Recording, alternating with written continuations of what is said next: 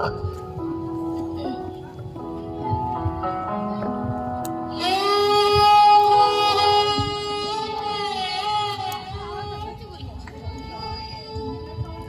বছর পর দেখা হলো আমাদের?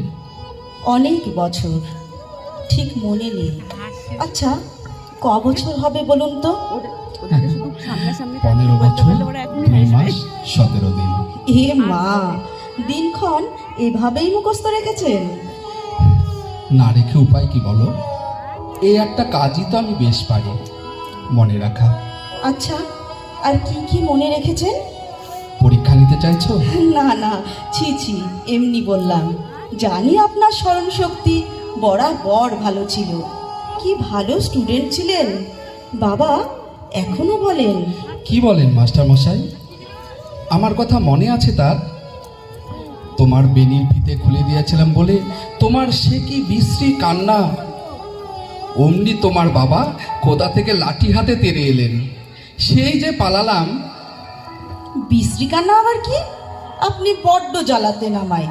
ঠিক করেছিল বাবা, খুব ভালো হতো ওই দিন ক ঘা পিঠে পড়লে। হাসছো? হাসবো না বলছেন? হাসো, না করব না। আমার অপমানের কথাই তাও তো তোমার মুখে হাসি দেখতে পেলাম।